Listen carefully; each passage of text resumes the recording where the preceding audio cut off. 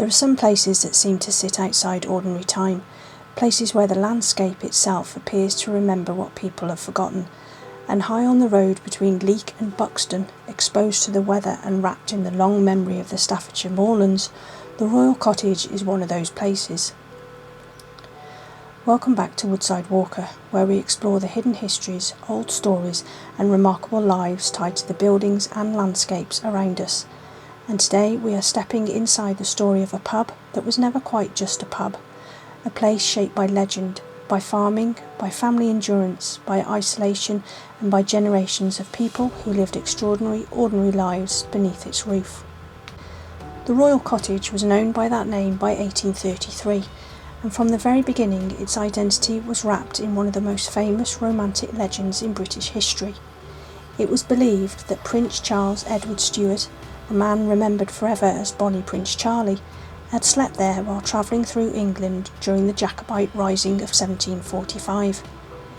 It is a story that naturally clings to a place like this, standing so starkly in the landscape, the sort of building that invites imagination, and over time the legend became part of its very fabric. Yet the historical reality is more elusive and perhaps even more interesting, because although the tale persisted, the prince did not in fact sleep here at all, but elsewhere in Leek.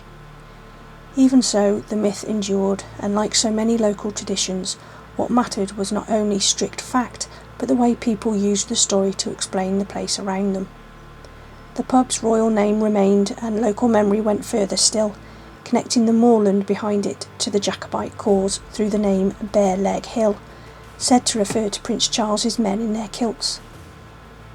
Inside the pub, the legend was given a physical form in the old oak settle, which was said to be the very piece of furniture on which Bonnie Prince Charlie had slept during his march south in the rebellion of 1745.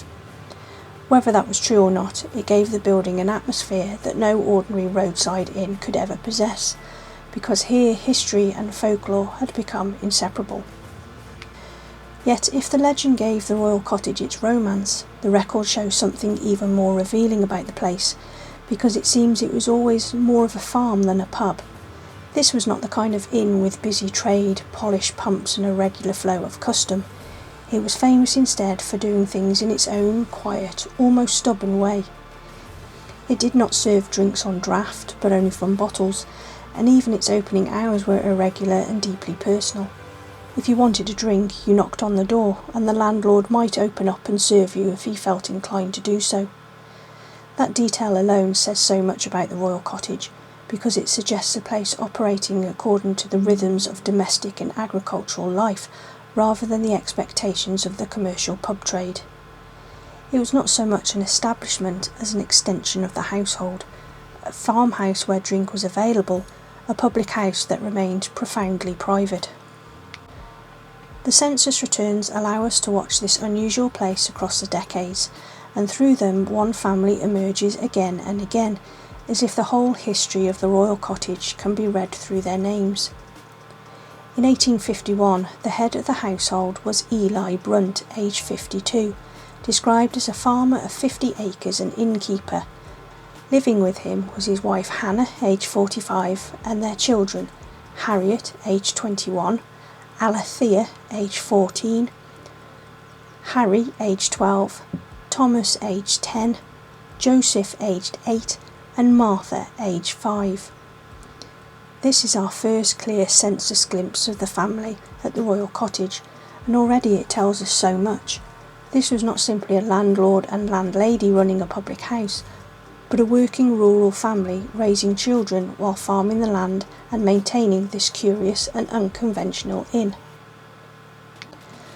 By 1861, Eli Brunt was still there, now aged 68, and still farming those 50 acres, while Hannah was recorded as 57.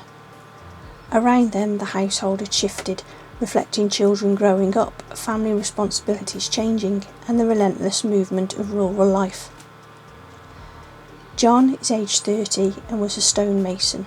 Henry, now aged 23, was also a stonemason. Joseph, aged 18, was a carter. Martha, aged 15, and in the household too was Louisa Maria Hall, aged 2, described as a granddaughter. Even in this brief record, the Brunts appear as people whose lives were never confined to a single identity. Farming, masonry, transport work, domestic family life, all of it coexisted under one roof, and the Royal Cottage stood at the centre of it. In 1871, the pattern continued, though the scale had changed. Eli Brunt, now aged 73, was listed as a farmer of 78 acres and publican, while Hannah was 68. Also in the household were Lydia, or Louisa M. Hall, aged 12, a scholar and granddaughter, and Hannah E. Brunt, aged 10, another granddaughter. Here, in a single line of census description, the Royal Cottage reveals itself once again as a place where family, work and hospitality were interwoven. Eli was not merely a publican nor simply a farmer, but both at once, and the increase from 50 to 78 acres suggests not decline, but an expanding agricultural life in which the pub remained only one part, albeit an important and distinctive one. By 1881, a new generation had clearly taken the lead, though the continuity of the family was unmistakable. Their son, John, also known as Eli Brunt, aged 50, was now recorded as a farmer of 70 acres and stonemason, with Hannah aged 45. Also present were Eli Smith Brunt, aged 17, described as a farmer's son, Harriet, aged 15, and John Henry, aged 6, listed as a scholar. The combination of occupations is striking once again, because the Royal Cottage seems never to have belonged fully to one economic world. It was rooted in the land, yet tied to skilled manual labour, and always retaining that faint but persistent identity as a licensed house. In 1891, John Brunt is now aged 60 and was described as mason, farmer and licensed victualler, while Hannah was 55. Their son, John Henry, was 16 and still described as a farmer's son, and living with them too were Lucy A. Slack, aged 16, a domestic servant, and Hannah Brunt, aged 87, John's mother, now a widow. The presence of old Hannah in the house is particularly evocative because it reminds us that the Royal Cottage was not merely a business, but a multi-generational home in which age, memory and continuity were physically present in the everyday life of the household. In 1901, the same resilient family still occupied the site. John Brunt, aged 70, was listed as farmer, innkeeper and mason, while Hannah was 66. John Henry, aged 26 and working as a mason journeyman, and Sarah E. Grindy, aged 18, was employed as a domestic servant. There is something deeply revealing in the fact that even by this date, John Brunt still carried all three roles at once, because it confirms that the Royal Cottage had remained what it had long been, a place where agriculture, labour and innkeeping were never cleanly separated. The census of 1911 shows the next stage in that inheritance. Eli Smith Brunt, aged 47, was now the head of the household, and he too was both a farmer and stonemason. His wife, Elizabeth Ann, was also 47, and with them were Walter, aged 23, a stonemason, Hannah Mary, aged 21, a home domestic, Harriet, aged 19, also a home domestic, Seth, aged 17, a farm labourer, Annie, aged 11, and once again the older generation still present in the form of Hannah, aged 75, described as mother and widow. The Royal Cottage appears here not as a relic, but as a living, working environment in which nearly every member of the family contributed in one way or another to the household economy. In 1921, Eli Smith Brunt, now aged 57, was recorded as a farmer and housekeeper, while Elizabeth Ann was 58 and occupied with home duties. Also, there were Walter, aged 33, still a stonemason, John Henry, aged 25, engaged in general farm work, Harriet, aged 29, carrying out home duties, and Annie, aged 21, also with home duties. It is a portrait of persistence, of family members remaining tied to the same place and the same blend of agriculture and practical labour, even as the world outside changed dramatically in the aftermath of war and modern industrial expansion. By 1939, the family connection still had not been broken. John Henry Brunt, aged 43, was recorded as a dairy farmer, builder's labourer and heavy worker, while Agnes, aged 39, carried out unpaid domestic duties, and Joan, aged 17, worked as a dairymaid.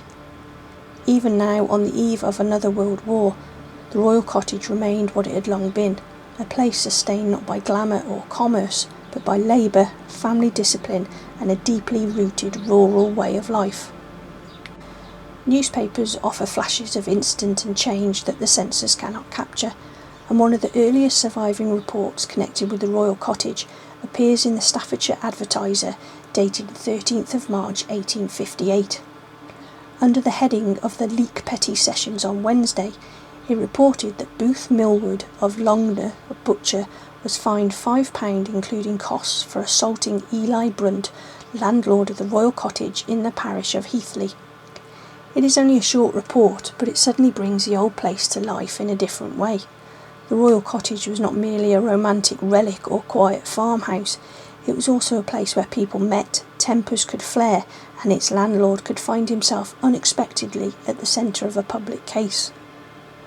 By the time the Staffordshire Sentinel of the 16th of December 1960 mentioned the Royal Cottage, the story had entered a new and poignant phase. The newspaper announced that on Saturday, December the 17th at 11:30am prompt, there would be a sale at the Royal Cottage, Upper Hume, 5 miles from Leek on the Buxton Main Road, consisting of 14 grand young shorthorn cattle, 400 yearling poultry, produce, poultry houses, implements and household furniture, Mr. John H. Brunt, who is retiring. There is something sad in that notice, because behind the practical language of auction and dispersal, one can sense the ending of a chapter that had stretched across generations. The cattle, the poultry, the implements, the household furniture, all of it suggests the winding down of a life lived thoroughly in and around this extraordinary place. After John Henry Brunt, the Royal Cottage passed into the hands of Olive and Arthur Prince, and with them the building entered local living memory. Olive had a great reputation as a landlady, and from what has been read on Facebook, the pub was a great venue and she was well liked. She also kept horses on the land, adding one more layer to that blend of pub and small holding which had always defined the place. Olive's maiden name was Grindy, and she and Arthur Prince were married in 1962, the very same year they took on the pub.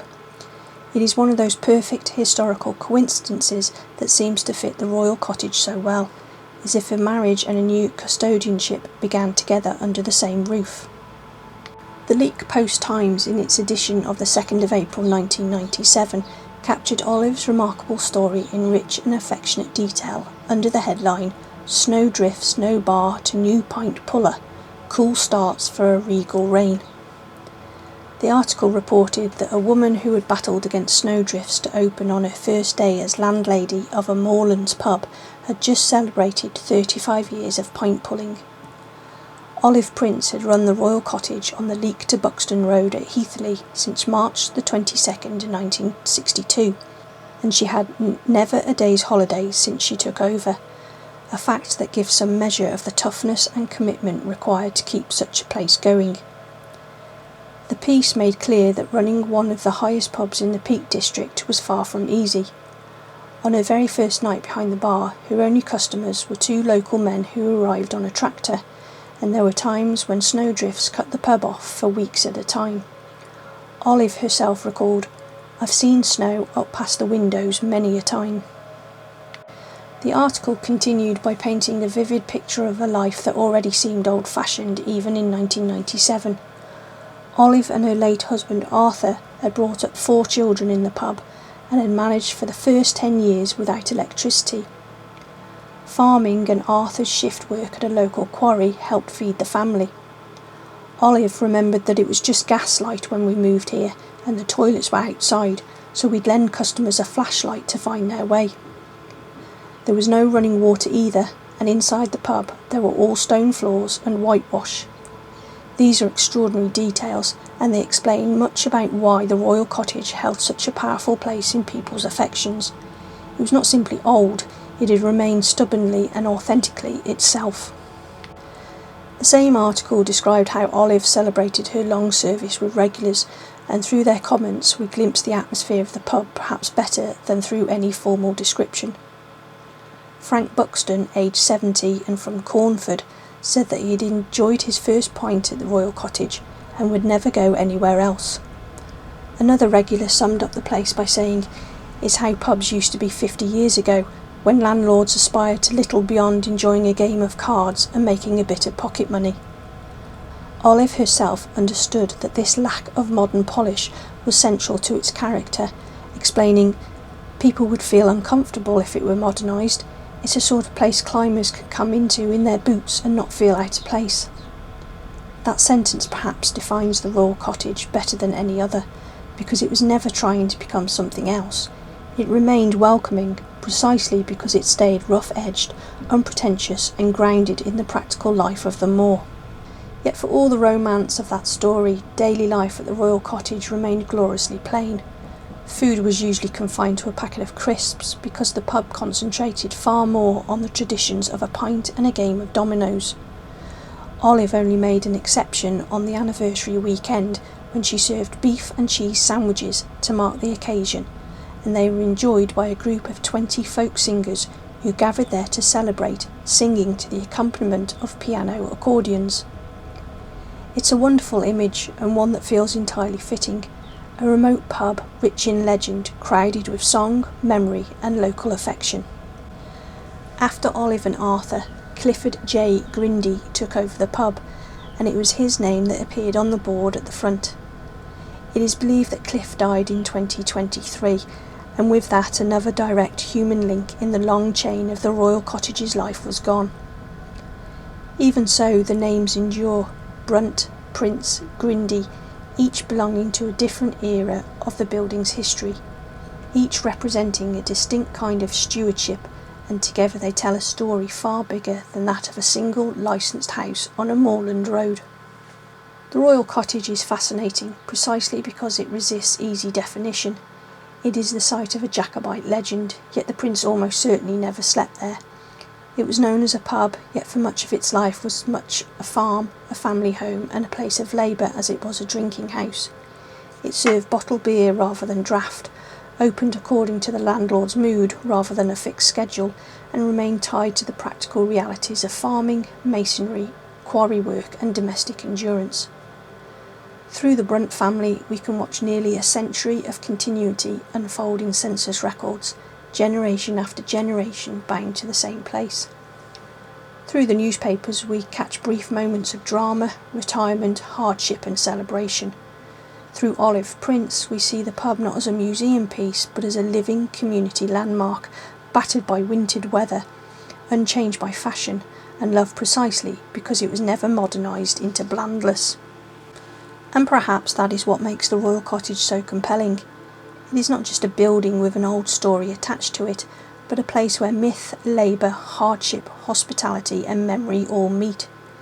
It is a place where an oak settle could carry the shadow of Bonnie Prince Charlie, where customers once knocked on the door in hope of being served from a bottle, where snow could rise past the windows, where generations of Brunts balanced farming with innkeeping, and where Olive Prince kept alive a version of a pub life that already seemed to belong to another age. In that sense, the Royal Cottage is more than a pub and more than a legend. It is a fragment of a disappearing world still visible in stone, name and memory, if only we stop long enough to look. Thank you for joining me on Woodside Walker for this journey into the history of the Royal Cottage.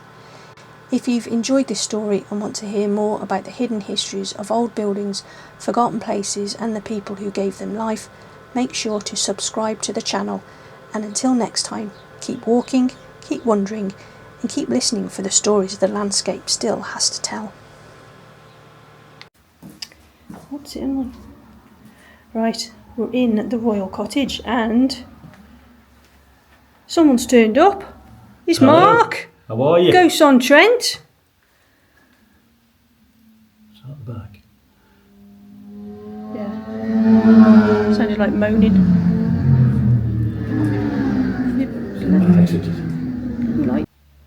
Right, you'll have to excuse. I hope there's going to be sound. I forgot my microphone. I think my light's dying. I forgot to charge that. I was so discombobulated because this was plan E, I think, coming here. But yeah, so we're in. It's bloody gone off again, hasn't it? You're right. Yeah. So we're in the bar. Look at the bar. Look at it. It's carved.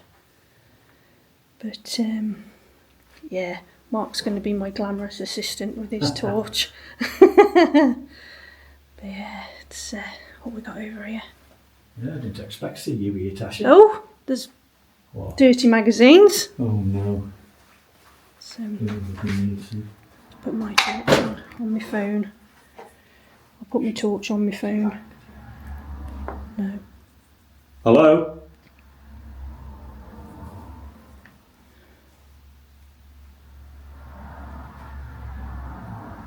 Just go in here. So this looks like it was a side room. There's a sleeping bag. Was that bed there when you came? Yeah. Yeah. The dartboard. Look at the white mould on the dartboard. Somebody's put that pictures up there. Yeah, that wasn't. I didn't see that on the Ouija Brothers. No. They just, I don't know why they do it. They're just idiots, they are. And all the cards on the floor. Why? Why do they do these kind of things, Tasha? This is cool. Wherever it is. You know, See all have the a bit more pictures. respect. Oh, well, that's that's the problem, isn't it? People don't have respect. No. It's the same in the. Oh, there's naughty pictures. It's the same in the exploring and the paranormal. There's people who have respect for places and people who don't. I keep hearing like a woman. Yeah. Like, yeah. I'm here in the day. It's absolutely pitch black. Let's have a look behind the bar. I mean, look at the carpet. I love this table over here. I could just see like someone like my granddad sat there playing dominoes with a pint of mild.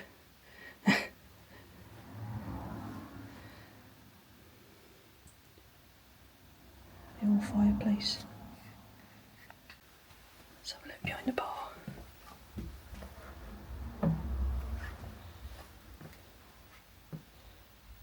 So this is the only bar, isn't it? Yeah. So,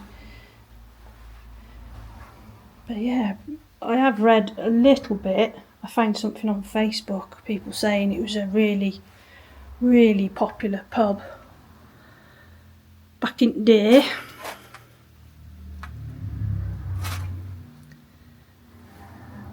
Yeah, not sure what's with all the I'm going to take these down because it's disrespectful. I don't know Aye. why fucking idiots they are. Not bad. You want really.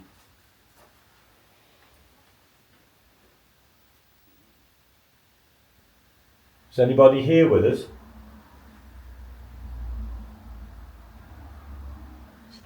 It's 2022.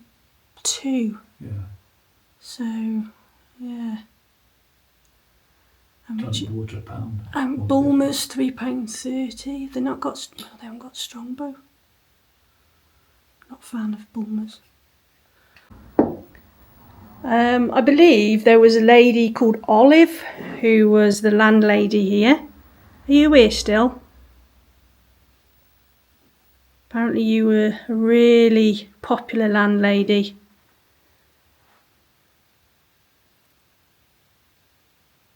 You kept horses.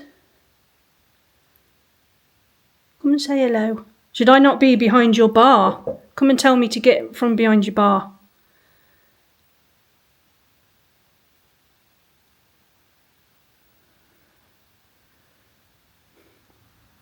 So quiet. Olive? Are you with us? Are you going to come to me? I've been here before.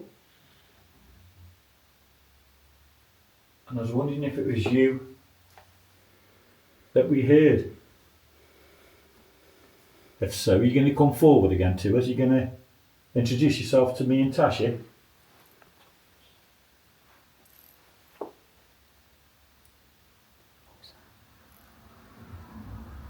I think there's something blowing in there, I'm not quite sure. Or something outside, around the back. Are you going to copy my whistle?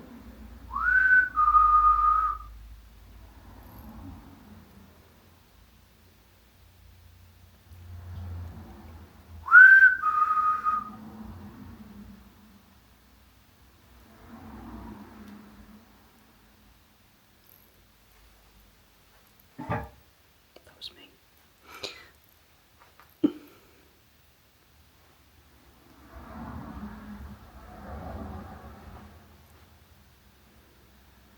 How about copying my knock?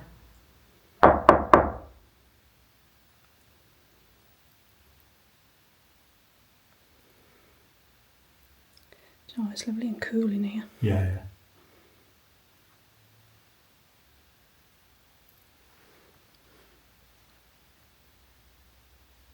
Normally you'd think you'd be busy in the day, wouldn't you?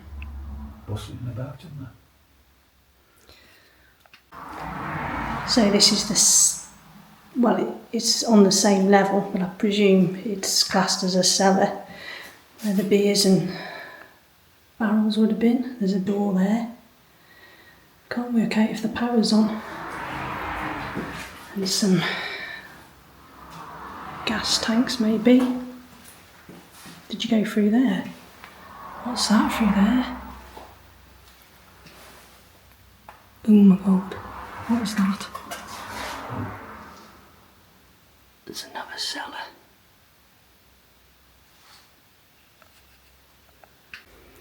Right, well, Mark's left me now.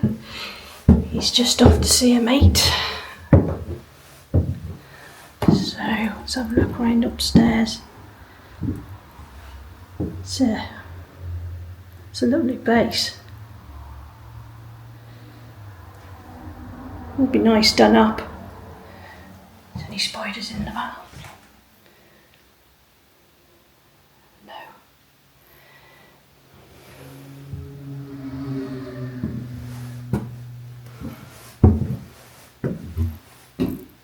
Goodness.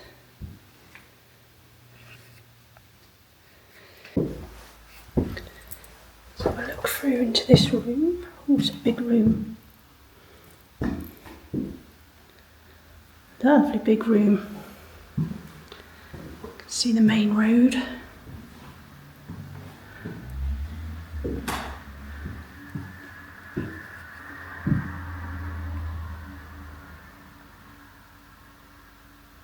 Something just touched the ceiling and made me jump. Yeah, lovely view out the window.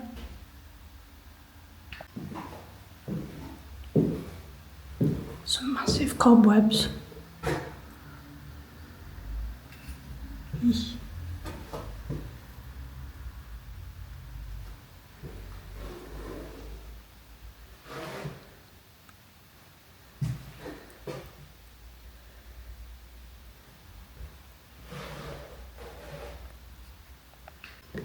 Let's carry on through.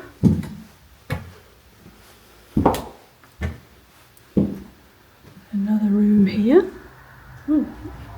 So this would have been the pub's kitchen for the people who lived above. Looks like there was a big range there.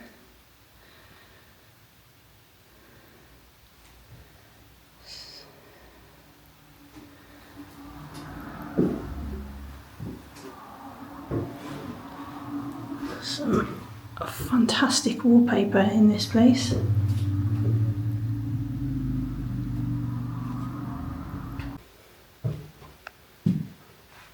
As you can see, there is an attic. Let's carry on. Let's mind the missing floorboards.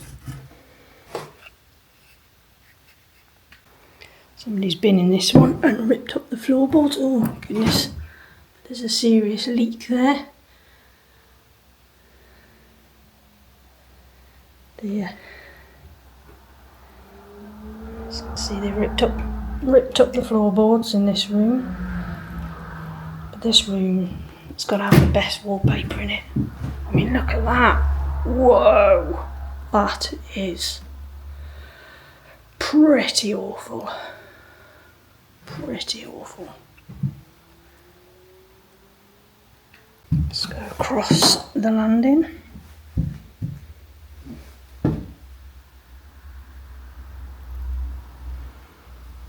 Another big room. Ooh, it's really echoey. Another big room with a broken window. Look at the beam, how it's curved. Really long, narrow building.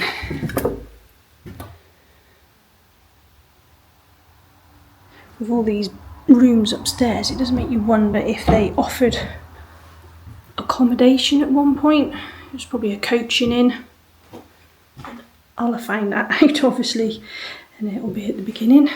But it looks like there was maybe a fireplace there. Some more awesome wallpaper.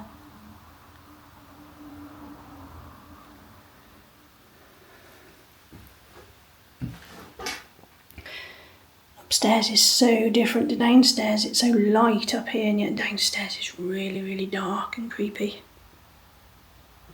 One last room here. Another broken window.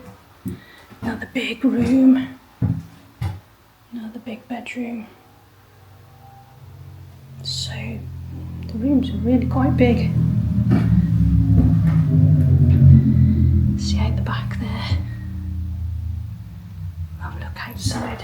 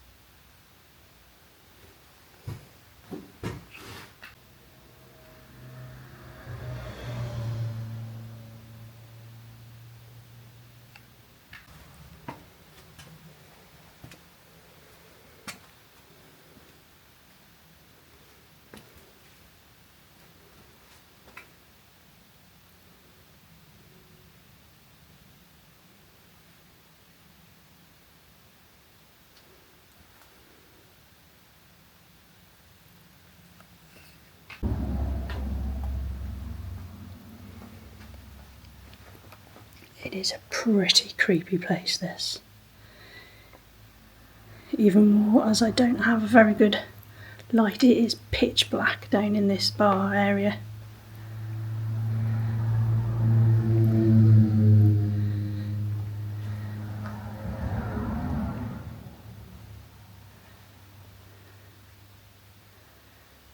So I don't think I'm going to be staying too long down here.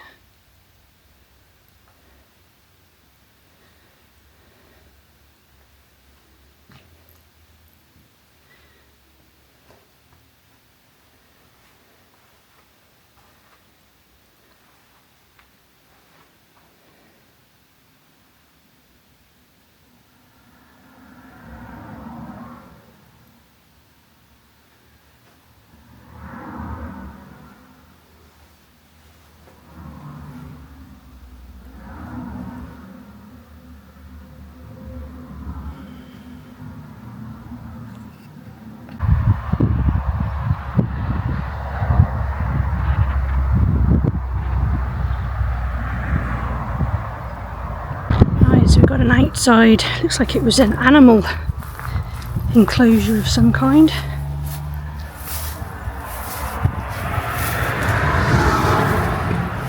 Yeah, a cow shed by the looks of it, or horses.